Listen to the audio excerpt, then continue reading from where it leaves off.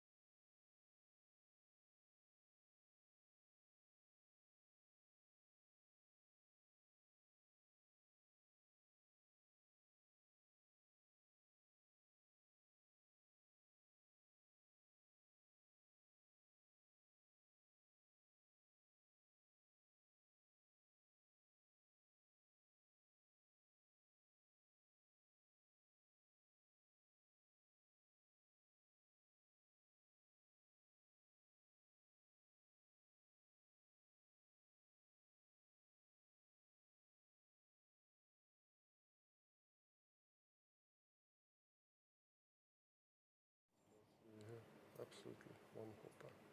Excellent. Guys, we're so excited to be here with Frank Voss, our very new published author of Beyond Burnout. We have people joining us from across the globe this evening. Yes. We're here in South Africa, but we have family and friends from Germany. Australia, New Zealand. Yeah, it's fantastic. It's a great occasion to share this moment with you, and we're really glad that people are coming in. And lots of time, sweat, could we say tears have gone into this? Yes, the last few months have been excruciating and also incredible, but yeah, it's been a momentous roller coaster ride, and I'm really glad we can sit here and do this and share the book finally with the audience. I'm very excited to be able to share it with such a diverse group of people, everybody tapping into your knowledge, like this little pool where everybody's going to come and drink from this evening and hopefully share in for many years to come with your pearls of wisdom in Beyond Burnout. You're very kind, thank you. Well, I think we should just give everybody a little moment to join. People will be logging on now and we can take it from there. So tell us something about yourself. Married? Yeah, married since 1992, a good Great stretch with a achievement. wonderful, supportive wife, Vanessa. 2 children, a daughter in varsity, 3rd year, actuarial math student. My son in high school, grade 11 as you call it here. So no, wonderful family dynamic. Cats?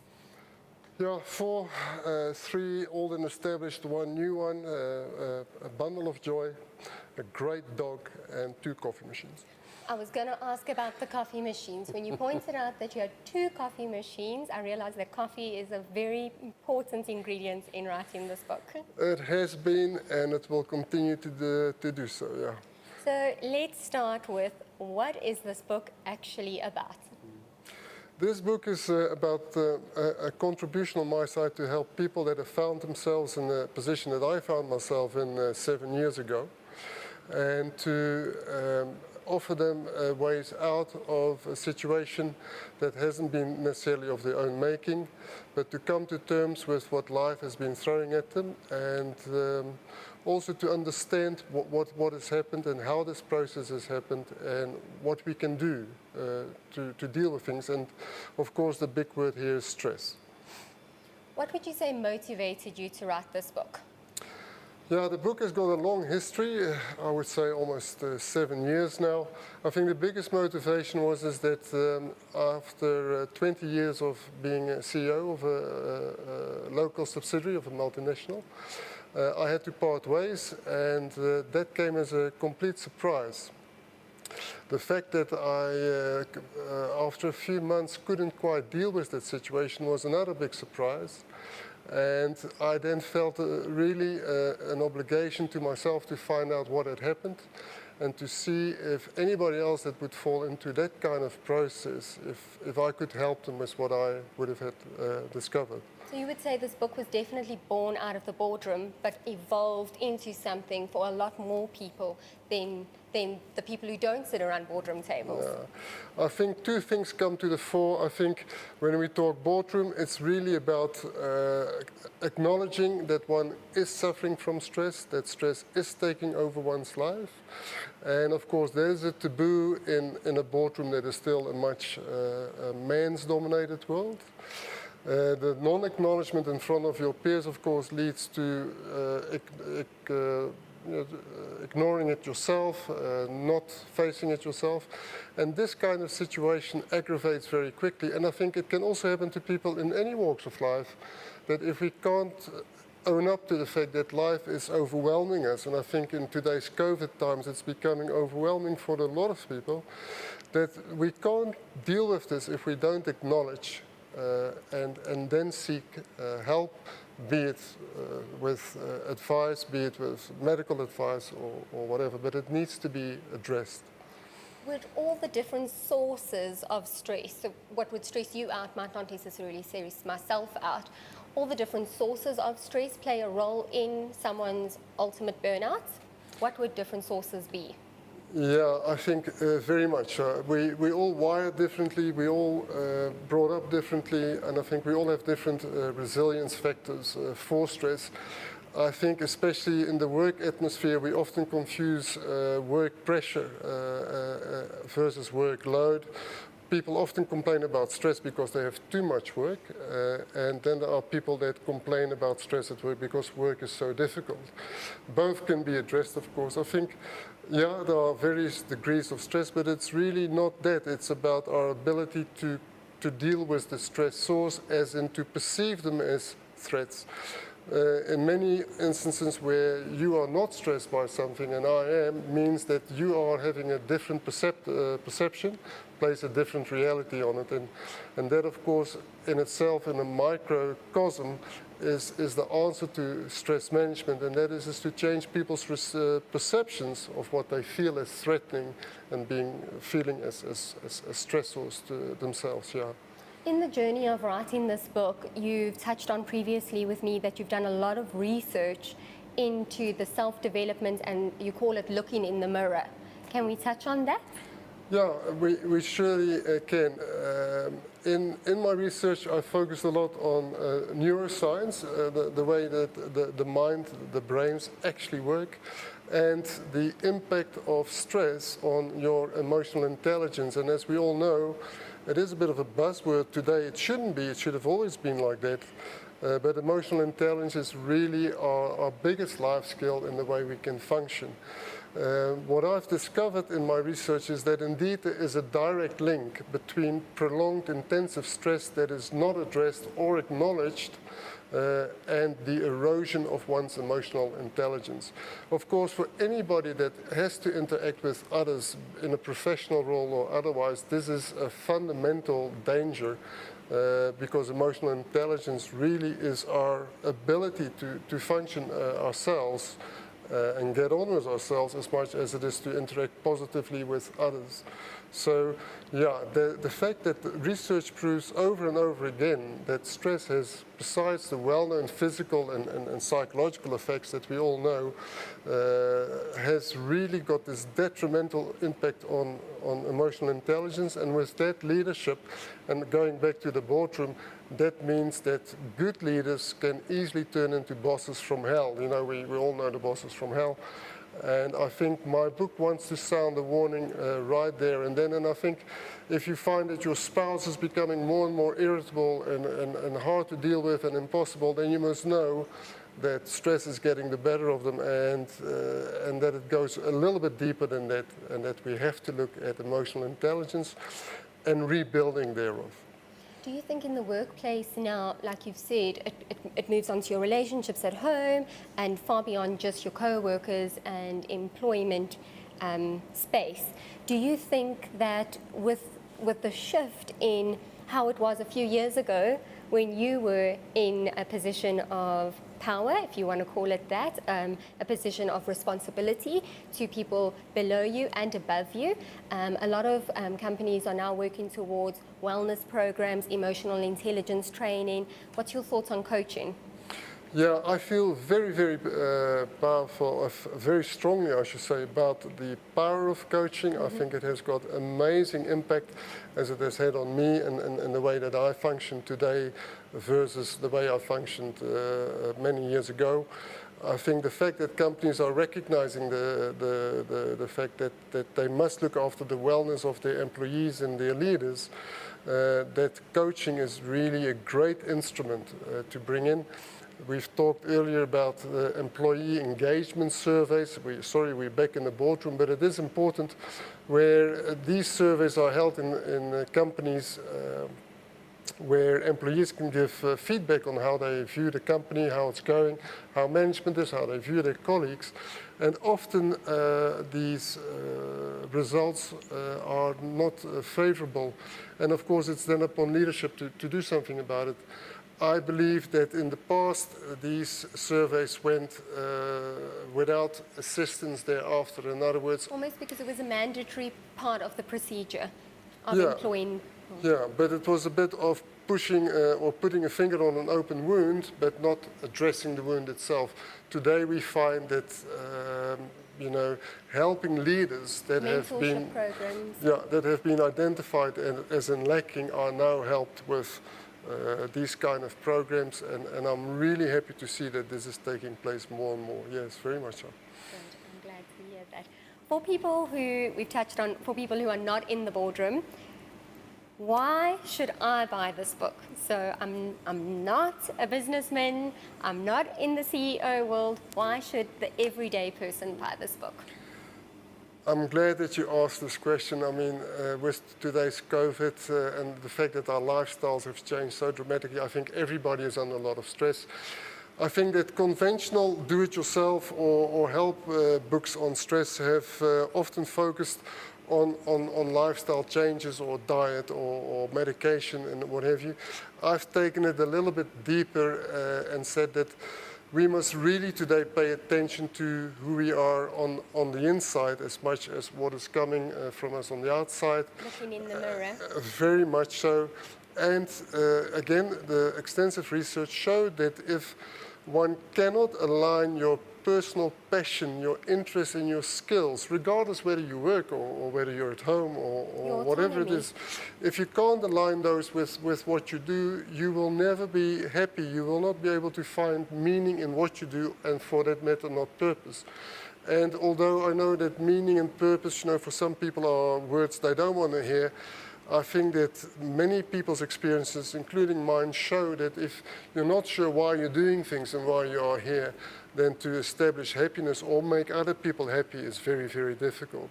To then also build up inside you a huge amount of stress that is going to come up sooner or later is just a given. And I think things like COVID can just be a trigger to unleash it. Yes. And this book is hopefully for everybody. It is easily written. It gives some practical advice, some things that everybody can understand because it is lying. It has the hindsight of neuroscience. It is all substantiated. It just strikes a chord, and I can only hope that it appeals to a wider audience as possible, and not just a business audience. So Beyond Burnout has a large fundamental part of the story and the journey being your own personal one. In the book, are there actual tools where I can read up and put into my everyday life, such as time management? Yeah, good point. I think there are indeed some practical tools, some things that one can do, and some are really easy. You've touched upon a very important one. If there's one big stressor in all our lives, is the fact that we don't have enough time, or so we think. So indeed, there are quite a few pointers on time management. I've taken it a bit further when it comes to the business environment, and you will find that in the book I'm highly critical of new technology, of telecommunications, and the fact that everybody expects us to be available 24/7. I believe that enough research findings have shown that this is detrimental to our health. The fact that we now want instant gratification because we are being taught so by social media has become a major problem when it comes to A, happiness, and B, time management. And I think the shift in 2020 with a lot of people working from home now, this is a conversation that between co-workers and friends, everybody is saying they don't feel that they're allowed to be unplugged or disconnected because if I'm at home, what else should I be doing or could I be doing? So I think you're very right in saying this book is extremely timely on the back end of 2020, where everyone has been plugged in circumstances nobody was prepared for, and now experiencing burnout going into the holiday season, hoping to start the new year afresh. Are you saying that if we don't do something actively, like read a book, during our time off in December, that next year will just become another rat race and we'll just go around the loop again? Look, it is very difficult to change habits, as we know, but to create a new one is much easier. The book also talks about this, of course. But I think that we're trying to bring a conscience and a new awareness to the fact that what we are doing with new technology And the fact that we now often live and work from home is just not good for us. And we need to be applying discipline more and more to how we use these fantastic tools that have been given to us. And again, in the book, I'm very critical of computers, for that matter, and computer programs and what have you, not because I don't know how to use them, but really because they draw us into the things that we shouldn't be drawn into and spend time on. This makes me naturally feel like I want to bring up the word boundaries. Do we touch on healthy boundaries in the book and how to put them in place, or do we first look within and then see what our fundamental stresses are and what are triggering them? Yeah, no, I do think we talk a lot about boundaries. I think it is important to know that there's only so many things that we can give attention to, and I think one of the biggest boundaries is the one that the brain sets itself, and that is that it really only likes to deal with one thing at a time, as in processing one thing at a time. Of course, we're getting millions of things hitting us all the time, but I'm just saying if you're working on a certain task, the brain really likes to focus on that and doing it uninterrupted. The fact that if we don't set boundaries when it comes to dealing with the technology that is available to us, the cell phone that's lying next to us, and so on and so on, the brain is constantly interrupted in its thinking, and that means it constantly has to restart, which it finds tiring. So, yeah, boundaries are important, and I think the book gives us a number of pointers on how to set those boundaries and show the importance of them. You're quite right. So a lot of good practical tips, time management, boundaries, things we can actually take from and self-teach. Could we use the word a self-help book? I think so, and I hope people don't find this very corny. It is a self-help book. At the end of the day, this book was written out of a desire and the fact that I felt compelled to help others with what I had gone through. I had to put in a format so that indeed it can be of help to others, and I sincerely hope that it will. And again, it has been written in an approachable style and without jargon. And I really would like to think that a lot of people will enjoy reading it. Yeah. Do you think that was your purpose when you started out on the journey of putting pen to paper and writing the book, was to help others at the end of the day to hopefully not go through the same process you did or experiences you did? I think at first, to be brutally honest, this was a therapeutic exercise in the beginning for me, which turned into a book where I thought this information that I've learned, what I've learned about myself is happening to people all over the place. And I think that is how this book just expanded and kept growing. And has now, I think, is dealing with the subject of stress, emotional intelligence, and how to engage with others really extensively and easy accessible. I think it's just accessible. So we would say burnout, this book is coupled with stress and emotional intelligence. We wouldn't outweigh stress and ignore emotional intelligence in this book. Both are equally weighed out in this book. I think so. I think it is very important that we don't see stress as our enemy. I think we all need stress. It is really, this book is trying to show you that beyond the normal things that we associate with stress, as in a burnout and let's go and take a holiday, that there's an underlying danger, which is the undermining of your emotional intelligence and the way that we can function as people. And if that's not dealt with, then it ends badly. I think the other lesson is that emotional intelligence learns us to take a different perception of our reality, and that means that we can perceive the stresses in our lives differently so that they no longer stress us. In other words, working from home can be very pleasant. Working under a demanding boss can be okay. Having a heavy workload can be something that I can do and I feel good about it. So emotional intelligence, in short, is about also changing or being able to deal with stress resilience, by shifting our perceptions of what it is that stresses us. And then we come back to the beginning of our conversation, what stresses you doesn't stress me. Yes. So going full circle, it equips us to deal with whatever's been thrown at us, because the source of our stress is being managed fundamentally on a level because we looked in the mirror, and that's the theme throughout the whole book, you would say. Yeah, I think you're there. The looking in the mirror that I've referred to once or twice is simply that you will know that stress is getting the better of you when the person that you see in the mirror is not the person that other people see when they face you. And that kind of mirror is really important in our lives. Coming back to coaching, coaching is very powerful in that it holds up the mirror for you and says, this is who I see and this is who you see, and can we bring the two together? Yeah. And the book likes to go there too, of course. Yeah. In what format is this book available? Hard copy, of course, for people in South Africa, and then we've got all the online or e-book versions that will be available, so it is accessible to all. And globally? Globally, yes, downloadable from in this instance my website, and that can happen immediately. It's available right now. It's available right now, so straight after our little chat, people can log on to your website. Of course they could. They're more than welcome to. Yes. It's an important question to ask. People are ending this year on very difficult terms. People are exhausted. People don't know how to label their emotions anymore. People are using the words frustrated, tired, burnt out, but they might not even know what those words mean. They might just be saying, I'm stressed, I'm tired, I'm burnt out. But unless we learn to label correctly, we won't be able to process correctly.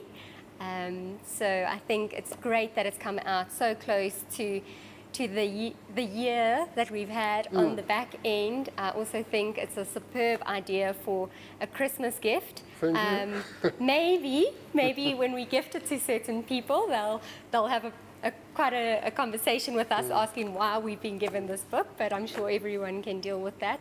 But congratulations on your very first published book, a very long journey.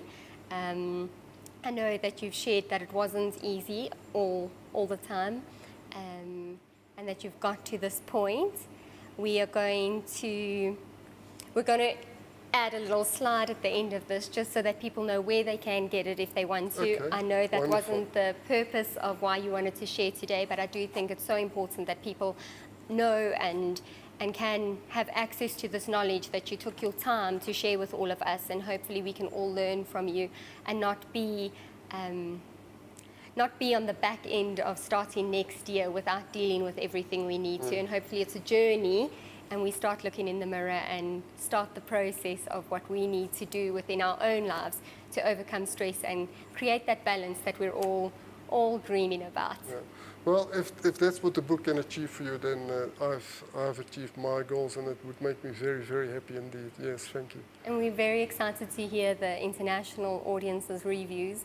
Once they all have their copy, I'm sure you're going to get many phone calls and hear over time how this has also touched people, and how you being vulnerable and open to sharing your story, the taboo of the boardroom and being allowed to have stress and making it a touchable subject for so many people who aren't willing to approach it because it's not acceptable.